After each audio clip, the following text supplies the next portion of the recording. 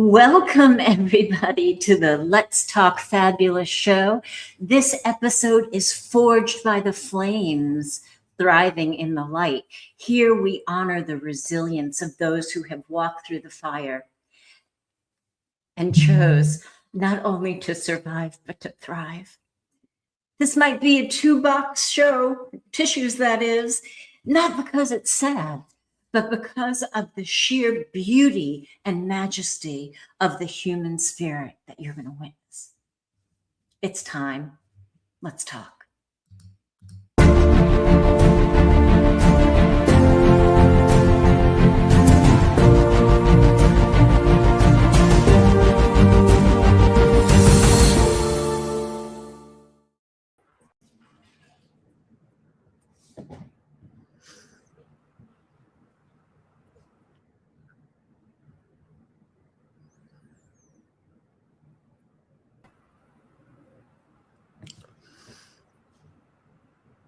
My computer seems to have a little bit of a delay. Hello, everybody. Hello. Hello. Thank you for being with me. And I'm just so excited for this show. Thank you, guys. So we're going to go around the room. And if you would just tell us your name and where you're located. Megan? Yes. So my name is Megan Smith, and I am located in Winston-Salem, North Carolina. I love North Carolina. Thank you. You're welcome. Sam? My name is Samoana Matagi. Most people call me Sam, and I'm here in West Valley City, Utah, near Salt Lake City. Nice. Thank you, Sam. Mark? My name's Mark Haley. I'm in West Bountiful, which is a little north of Salt Lake City, Utah. Ah, okay. And last but not least, Crystal. Hello, everybody. My name is Crystal Raye, and I live in Southwest Oklahoma. Nice. We seem to have the map covered today. And we're going to start with Miss Crystal Raye. You ready? I'm ready. Hi there. My name is Crystal Raye. I am a burn survivor and an advocate in the burn and visible difference communities, and I'm truly honored to be part of the Let's Talk Fabulous conversation. In 2019, I survived a devastating self-inflicted gasoline fire that totally changed my entire life. Early on, there were many moments that my team and I did not think that I would survive. But by the grace and mercy of my higher power and some amazing medical miracles, I am still here. Today, I use my lived experiences to help encourage and educate others who may be navigating life after traumatic injury. My fire taught me how to push through excruciating pain, and it also taught me radical acceptance, forgiveness, and how to take responsibility for my actions that occurred the day of my fire. What once felt like the ending of my story became the beginning of a completely different life and finding my purpose. My hope is that when people hear my story, they don't just see pain and tragedy. I hope that they see strength, possibility, and proof that beautiful things can come from our darkest moments. Remember to believe in yourself, and anything is possible.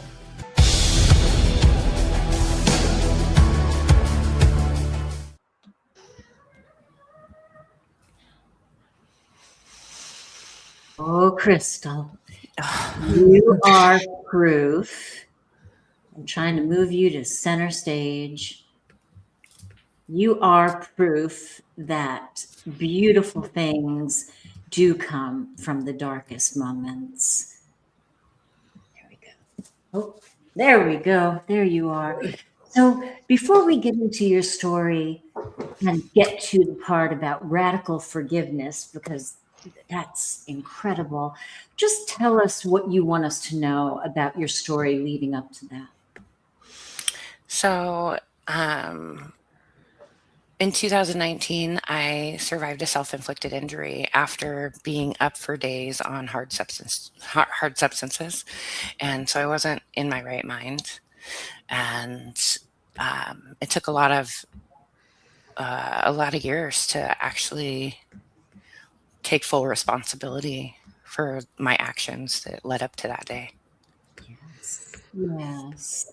And it's like a double or a compounded insult for you, because you not only had to deal with the fire and the results of the fire, but you had to deal with the beginning energy, that brought that fire about. So I just honor you. And you talked about faith. How much did faith play a part in this?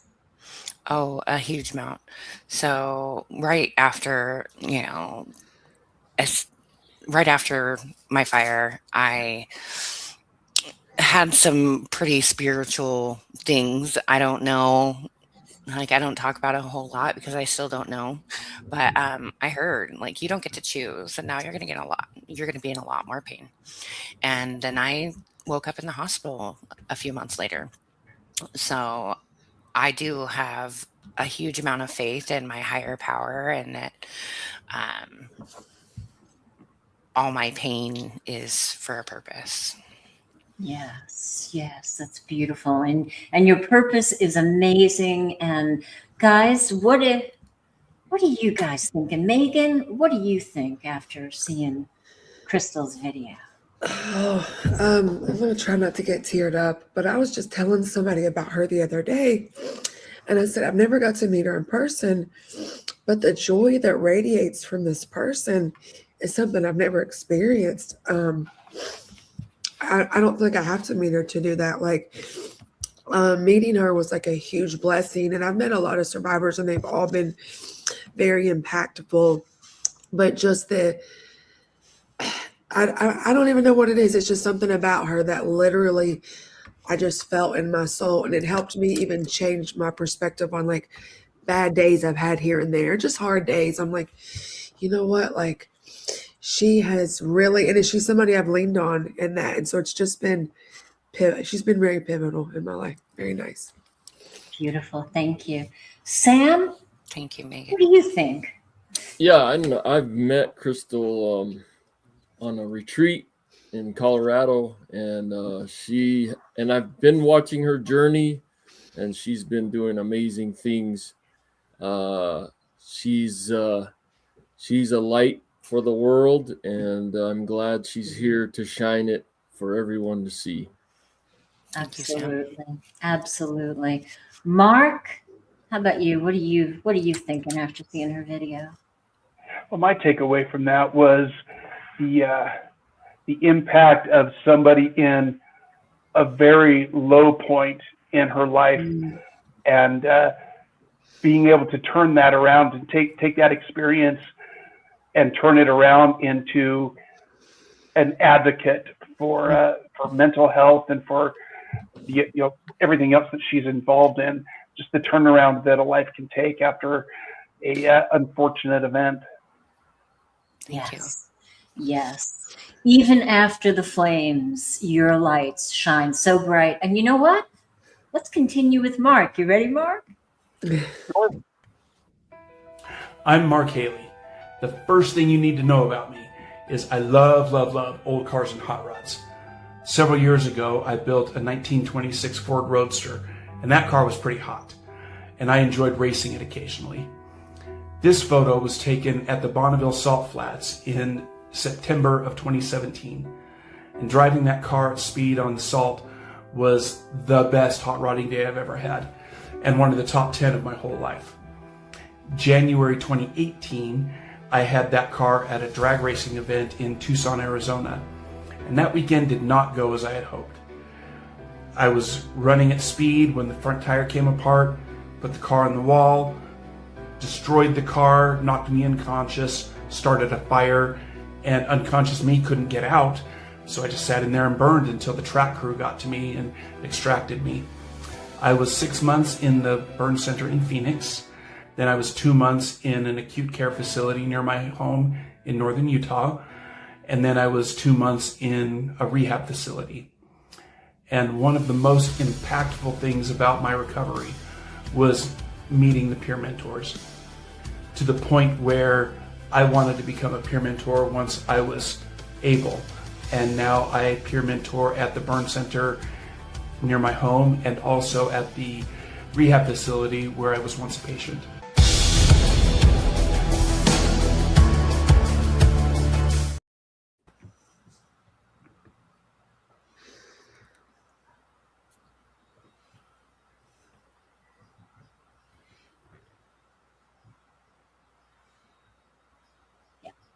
So, Mark, what a difference a year makes, right? Yeah. Wow, a lot of shifts that happened there. It was like best day, worst day. And before we get to all the good stuff, like you being a peer mentor and you being a pinup, tell us a little bit about your story. You want us to know? What part do you want us to know? What I've learned the most in the years since I've been out of the hospital is being able to accept help. I've always been a very independent person, always figured things out on my own. I was always the one to jump in and help somebody else when they needed help. And going from the helper to the helpee, needing the help, was a big transition for me.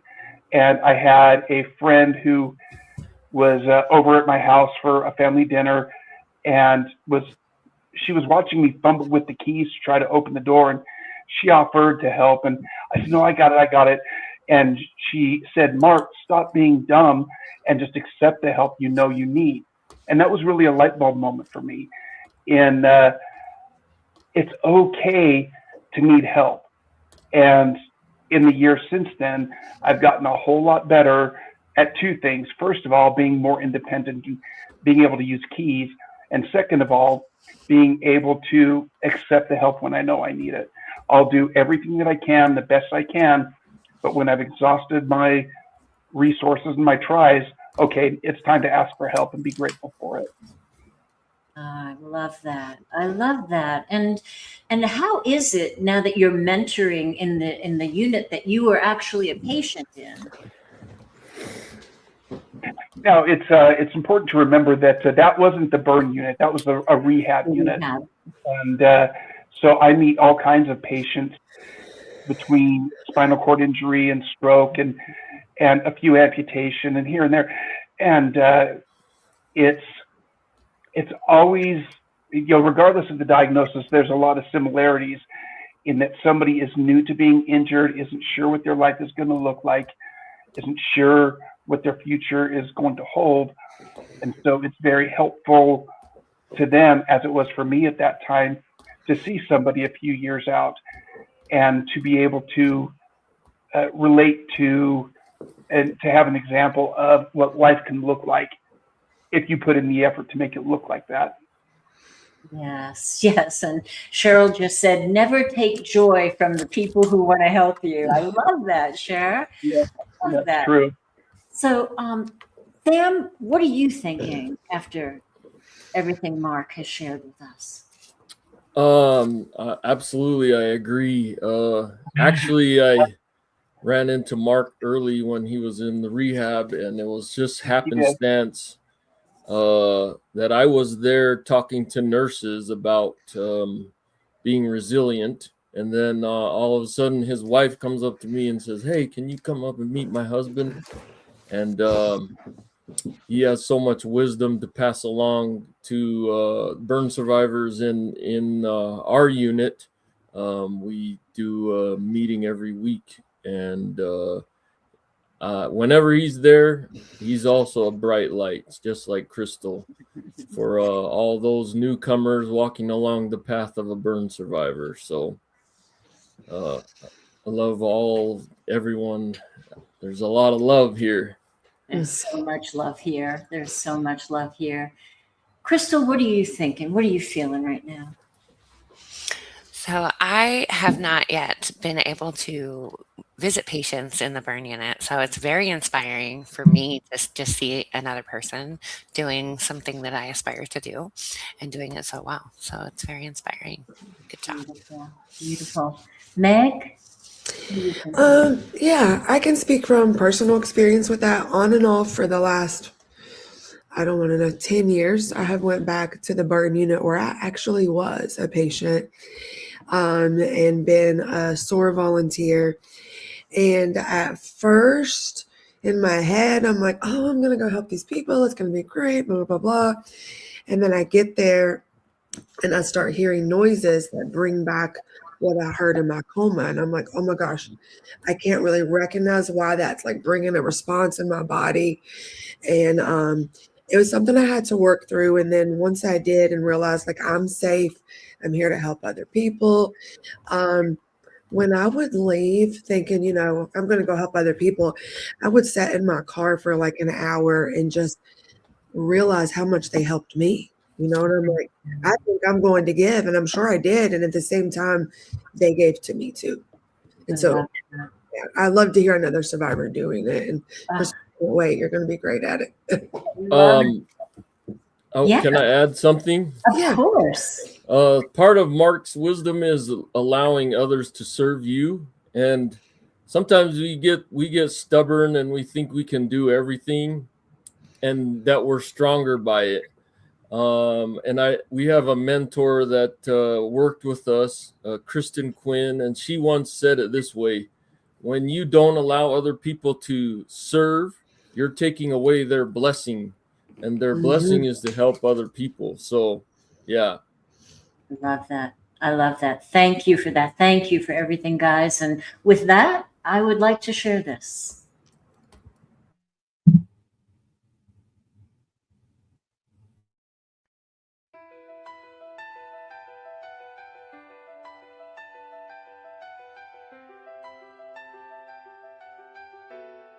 When the ground starts moving under me and the walls begin to shake, I don't freeze in the falling, I don't fracture at the break. I've learned how to bend with the pressure, I've learned how to hold my ground. Every change that tries to test me only makes me stronger now. Let it move, let it turn. Every fall is a chance to learn. Feel the ground beneath your feet. This is where your strength will meet. When it shifts, I don't quit. When it cracks, I come in. Every break clears the way for something stronger to stay. I don't run, I don't drift. I stand firm in the lift. Every storm that hits, I'm stronger than the shift. I've seen seasons rearrange me. I've watched old foundations fall, but I built from what is left. I don't lose myself at all. There is fire in resilience. There is power in the climb. Every ending writes a future that was waiting for its time. Let it move, let it turn. Every fall is a chance to learn. Feel the ground beneath your feet. This is where your strength will meet. I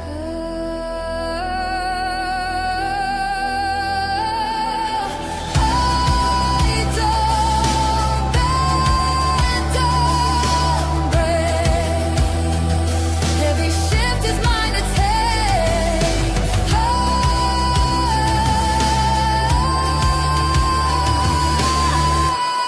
When it shifts, I don't quit. When it cracks, I come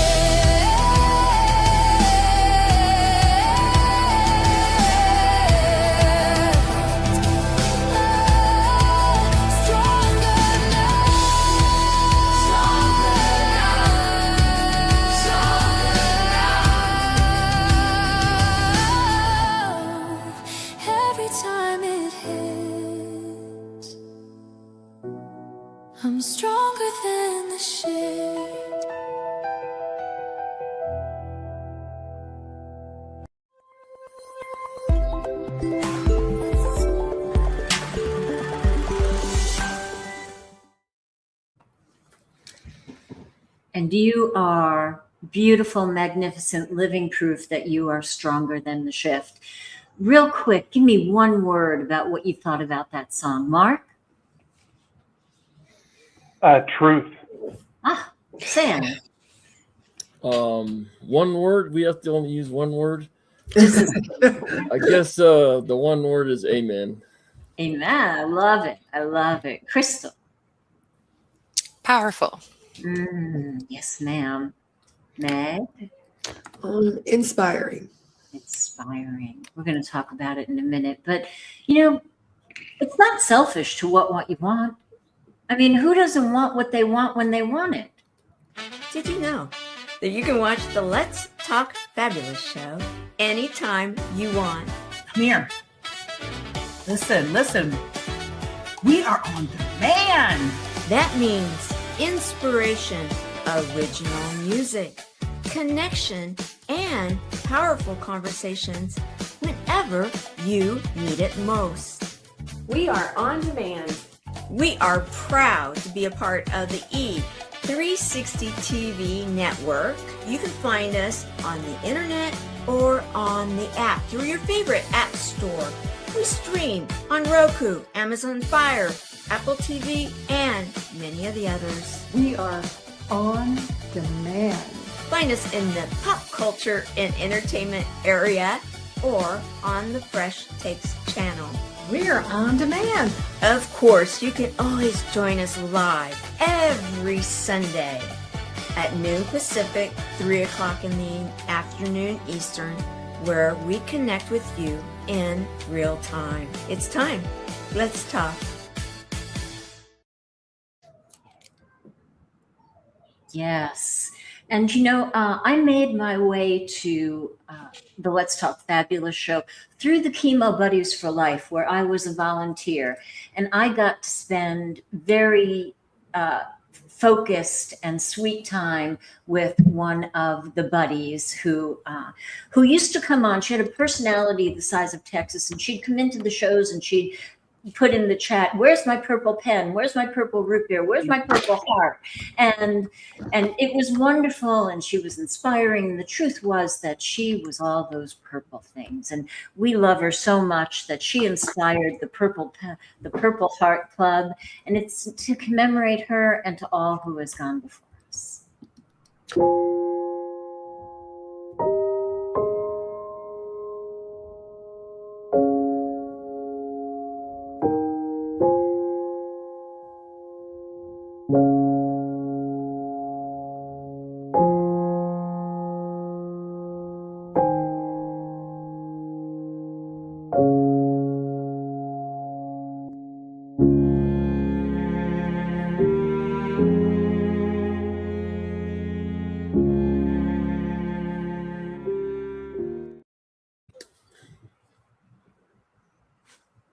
Thank you for your.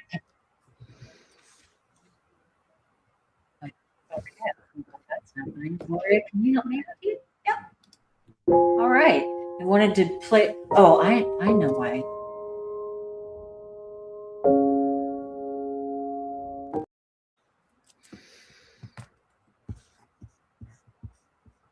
There we go. Thanks for your patience. So, Sam, I want to hear what you thought about the song, because you thought one word wasn't enough, although I loved your one word.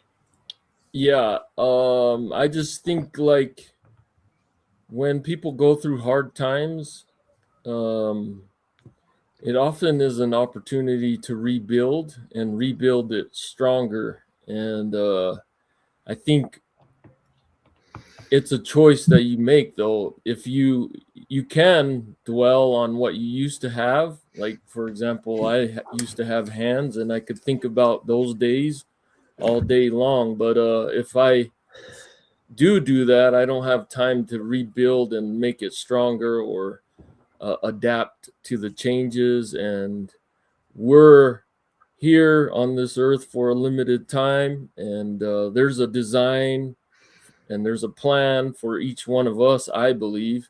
And those difficulties we go through, it's like forging a sword. There's a fire involved, and the way you make a sword stronger is you get out the impurities using fire. So it's something that we 4 guests have been through.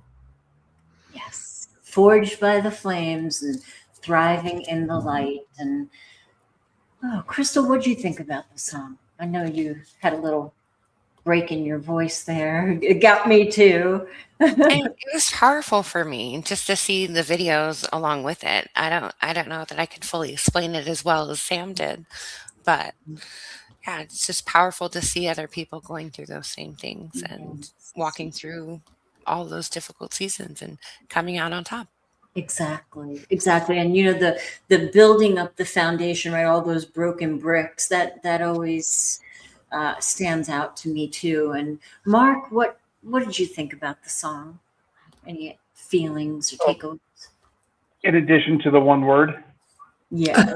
yeah,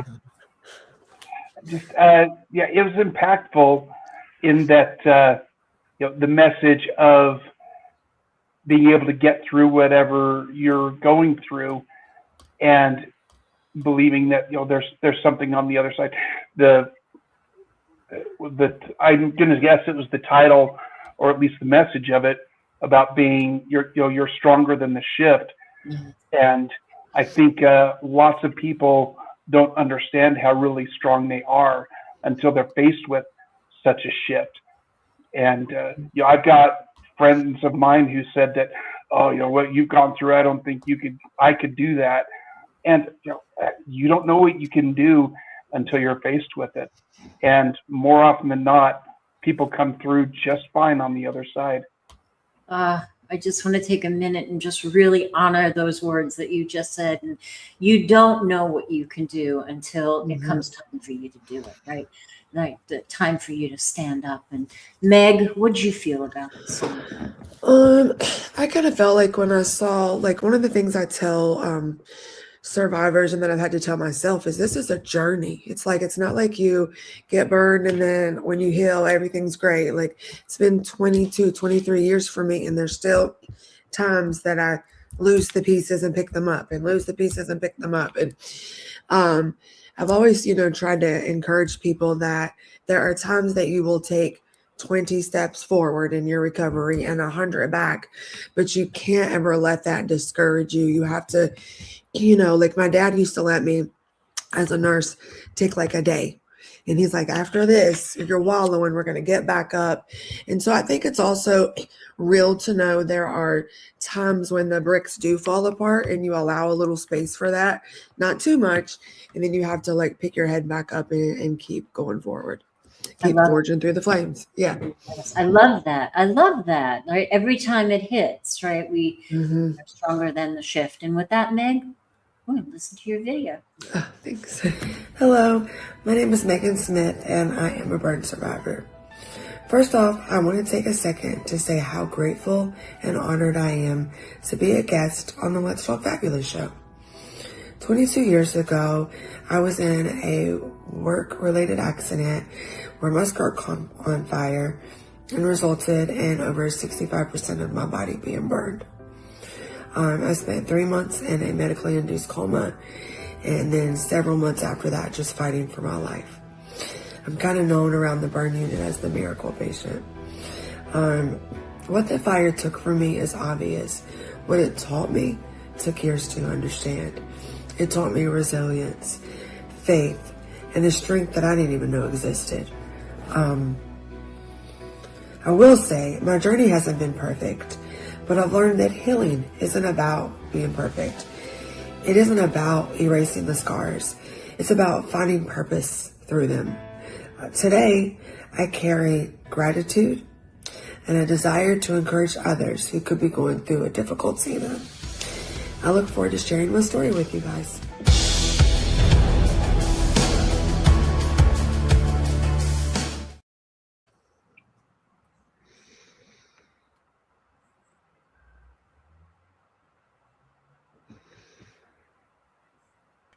Hello, my name is Megan Smith, and I am a burn survivor. First off, I want to take a second to say how grateful. Hello, My name is Megan Smith, and I am a burn survivor.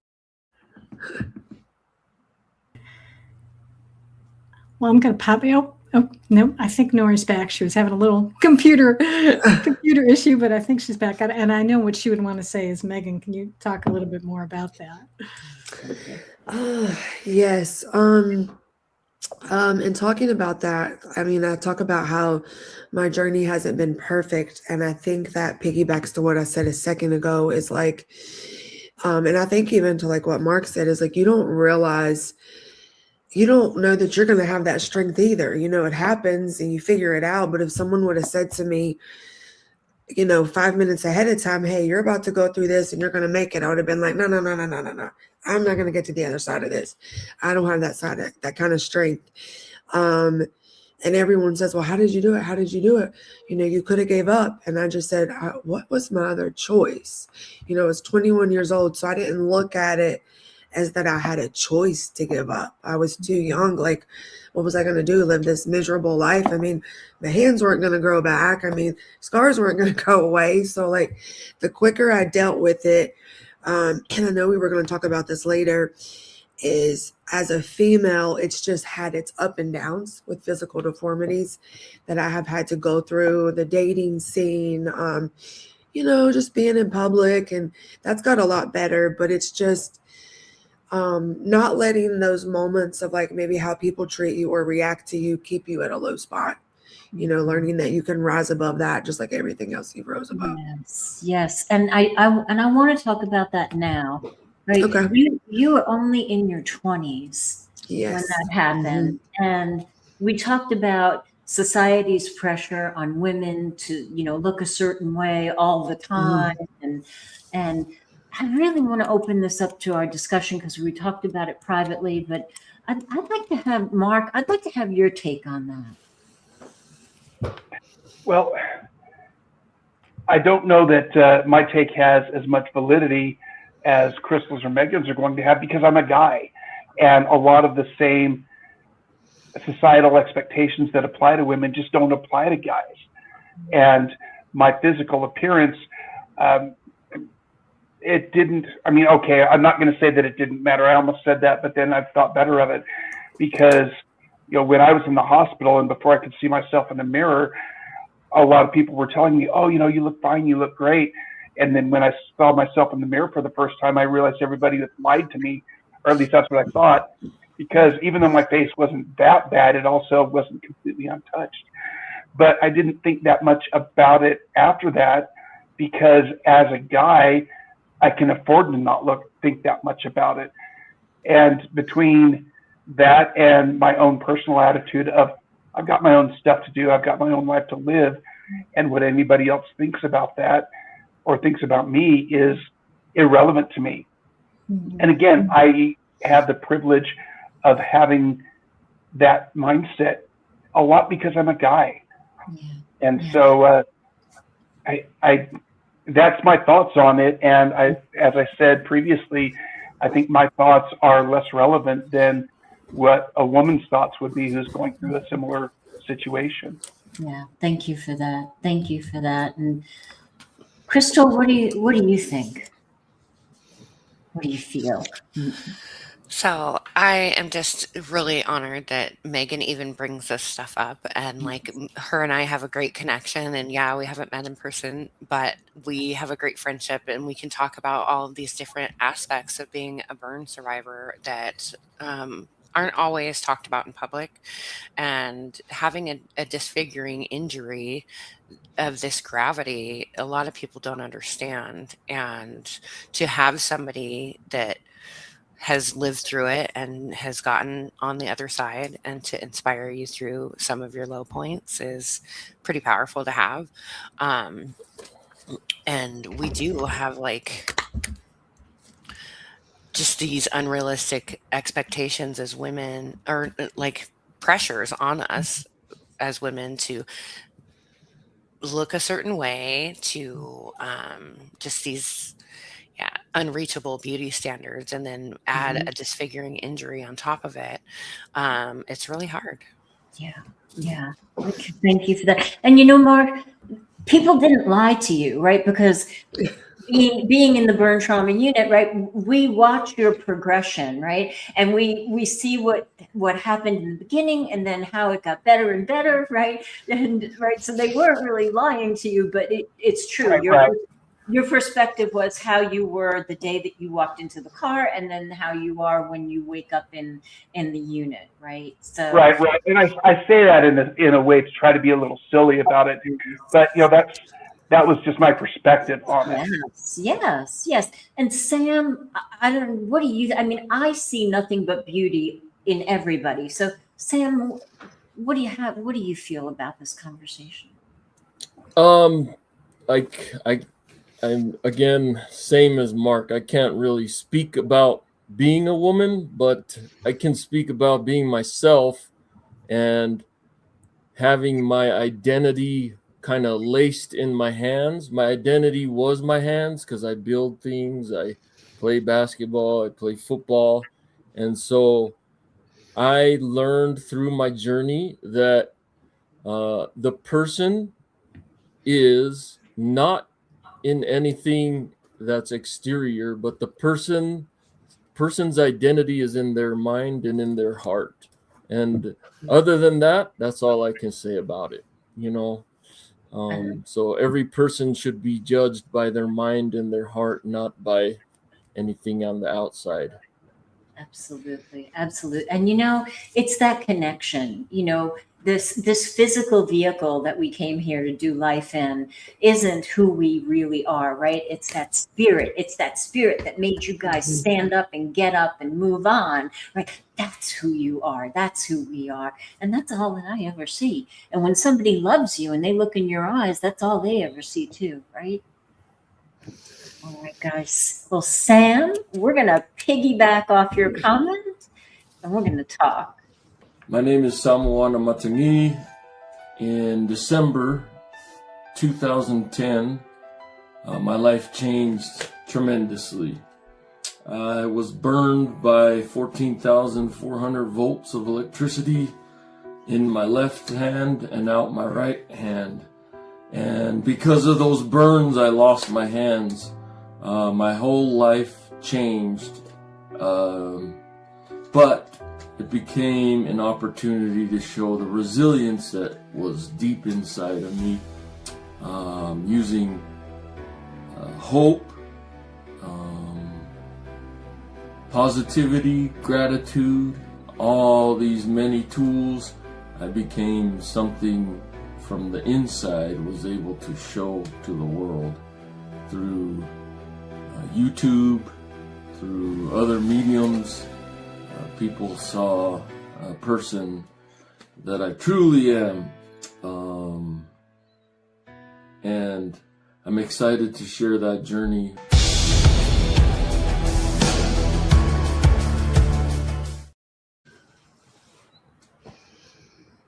Ooh, Sam. All right. So there's a lot that we can unpack here. And Gloria, if you could put Sam on the spotlight, that would be wonderful. So first of all, electricity is a completely different thing than I think we ever think about, and I never thought about it until I took care of amazing souls like you, Sam.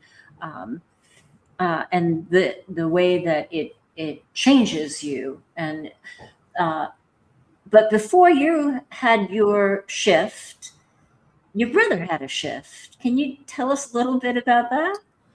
Yeah, my brother was a lineman before I was in the apprenticeship, and he got in an accident where he was burned by 7,200 volts and lost his right arm at the shoulder. And so at that time, I was a supporter, I was a supporter, a family member. I visited him all the time and saw him go through the process, the difficulties, and I saw his strength as well. And he encouraged you not to quit, right? Yeah, I asked him, like, man, I don't know if this trade is too dangerous for me, and so I was like, should get out of here. And him coming from a perspective of where he was at, he didn't want me to quit because of him. And so I continued in the trade. A couple years later after that, then my accident happened. Yeah. And you two are a force to be reckoned with on YouTube and your platform. So tell us a little bit about that. So when you first got your prosthesis, you couldn't find any resources, or how did that go? How did you become the no-handed bandit? Yeah, I was in the hospital, and there was it was 2010. So this is like in the beginning of everyone making a YouTube channel and all that stuff. And amputees, they didn't want to put their stuff online, or maybe they were too busy taking care of their daily needs. And with my occupational therapist, we would search how to do things, and there was no resources for people that didn't have both hands. And so at that time I was like, I'm gonna make some videos once I learn how to use these prosthetics and teach people how to use them so that they don't feel as hopeless as I'm feeling in this moment. And at that moment, it sometimes can feel like you're the only one going through it. And especially when there's no other people on social media expressing these thoughts and feelings. And then when you feel like you're not the only one, that just bolsters you up like infinitely. So just remember, whatever problems or difficulties you're going through, you're not the only one. There's other people going along that journey with you.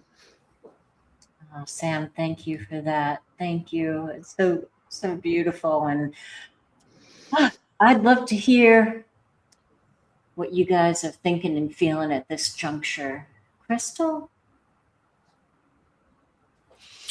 I can really relate to what Sam said about feeling like early on, you just feel like in this hopeless spot of like, how could anybody else be going through something like this? It's so different than your life was before the fire, and it's so different afterwards, and you just don't feel like you have the words to articulate what you're going through. You don't feel like confident enough to even reach out to people that you think maybe have gone through it. But all of our experiences are so different that I could really relate to feeling like the only one early on. And only by putting myself out there in my own online journey have I found that I am not the only one that has survived a self-inflicted injury. And there are more of us that are struggling to feel welcome, accepted, and seen and heard. Yes. And that's your mission, and it is beautiful. And there's healing in community, right? Mark? Absolutely. You want to weigh in on this? Well, I'm incredibly biased towards Sam. He and I are personal friends, and as he mentioned earlier, he was a peer mentor to me when I was still in the hospital. He was actually the first bilateral upper amputee I ever met. When I was in the rehab, the occupational therapists were really struggling to figure out how to help me being a bilateral amputee, because I was the first one they'd ever had in their facility. So we weren't real sure what to do and how to do it and whatever else. And then Sam comes along, and I had about 1,000 questions for him in the half an hour. And his YouTube channel, it was really helpful to me too, that he had spoken about. A story that I love to tell about Sam is his YouTube channel taught me how to do restroom hygiene when nobody else could. So Sam is very dear to me. Beautiful. Meg, thank you for that. Meg, really important stuff. I would say I went through a similar thing. As Sam, it's a little different. So with my hands, I didn't lose, all of that. I just lost like some of each little finger, you know, like a partial of each little finger. And there was nothing out in 2005 like that. There was no prosthetics. There was no one was talking about it, you know, like people either lost, you know, like the whole arm, their hand. So honestly, I didn't get a prosthesis that could accommodate that until 2 years ago. Wow. And actually, I love it to death. I love all my, you know, team that helps me. But after I've spent 20 years figuring it out, it hasn't been the most helpful tool. But thankfully, I have figured it out. But during that time frame, there just wasn't a lot. And I kept being told, unfortunately, there's people coming in from the military that's kind of had your same injuries, like as far as hands, we're working on it. But honestly, it just took a lot of occupational therapy and a lot of like breakdown moments. I'll never forget, I called a peer support specialist when I was trying to brush my hair and the brush kept falling out. And I'm like, oh, so I just allowed myself to have the breakdown and then I got up and tried it again. So I can definitely relate to him on like nothing being out at that time, you know, and you're trying to figure it out. And I really, kudos to the, you know, YouTube channel, because I never thought about saying, hey, anybody else have, you know, partial fingers? Yes, yes.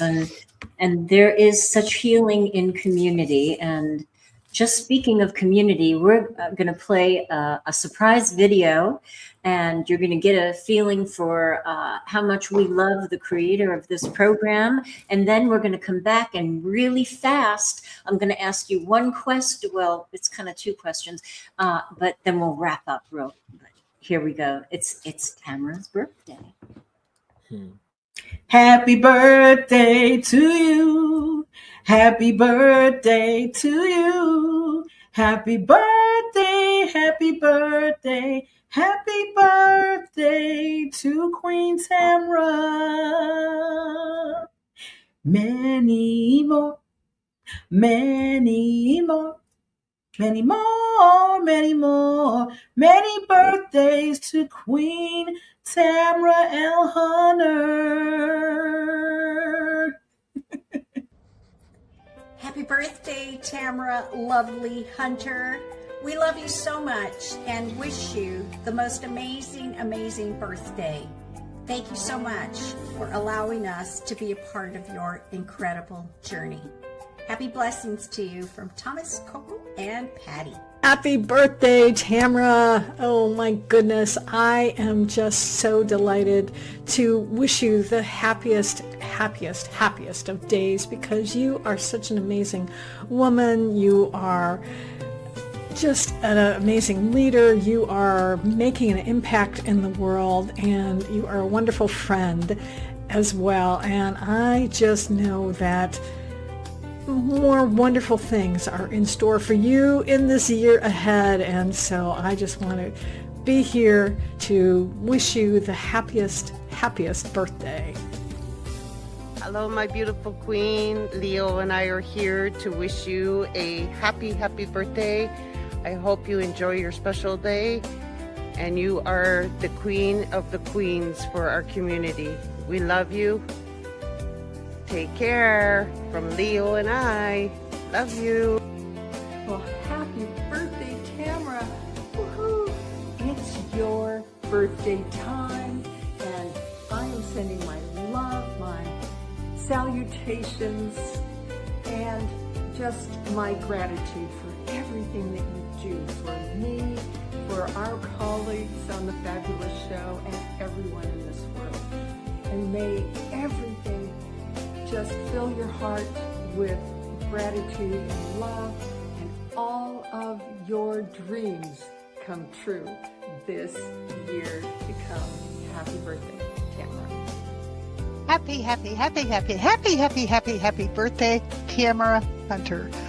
I adore you, and you have so much impact on everyone. You are the true epitome of heart, hope, and love, and joy. And I am so honored to have had you in my life now. I think to get it close to 10 years. I want to wish you the best birthday, because nobody deserves multiple joys from every angle as much as you do. Happy birthday, Tamara! You are so special. I know I told that to you recently, and it still stands and always will. Thank you for being who you are. Thank you for how you show up for so many people. Thank you for how you have supported me over the years. I want to say thank you for the love and care that you've extended my way. I hope you know how special you are and how much so many of us love and appreciate and value you. Thank you. I hope you have a wonderful birthday. What an incredible, special, and miraculous day it was when the planets lined up on the day of your birth to herald in the most amazing soul, the sweetest being, and the most beautiful heart, possibly that I've ever known. Happy birthday, Tam. Happy birthday.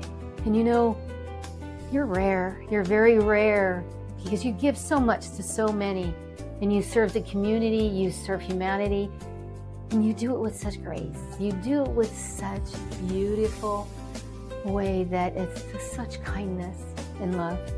So happy birthday. I adore you. I love you. And here, I want to make sure that you get this crown and put the crown on. Put the crown on because you should celebrate yourself. And here's your wand. Love you, and love the show and what you guys, all of you ladies are doing. Thank you.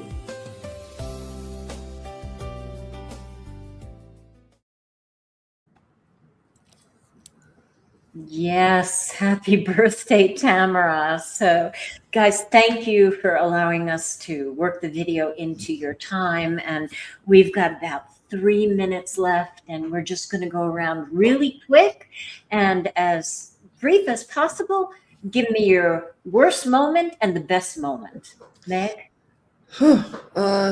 Worst moment would be seeing what I looked like at the end when all the bandages came off. Best moment would be learning that didn't have to be the worst moment. Nice. Mark. Follow that. Mark, what about you? Worst moment, best moment? Worst moment was actually not fire related. A few years ago, I had a child pass away, and that was the worst by far moment. Best moment has been, I apologize for the delay, but there's so many to choose from. Best moment is going to be like a collection of moments of learning that things get better from here. And every time I learn something new, that's the new best moment. I love it. I love it. Sam, worst moment, best moment? Worst moment was when I first got home out of the hospital and didn't have like the support of nurses and whatnot, and the realization of not having hands set in, and then I was so depressed. The best moment, I think I went to Ukraine to help soldiers that lost their hands. Wow. And just realizing the journey from there to there, that was the best moment. That is the best. Crystal, thank you, Sam. We have 1 minute. The worst moment was when I woke up in the hospital and had to acknowledge or just come clean with what happened that day to my mom. It was the worst pain, and I could see the pain in her eyes, and I would never wish that on anybody. The best moment is being able to look my kids in the eyes and ask them for their forgiveness afterwards. Thank you. Thank you. That's incredible. God bless you all. I so much love for you. Come back next week. It's the ripple effect, how one yes can change your life. We'll see you then. Much love, everybody. Thank you. Gloria.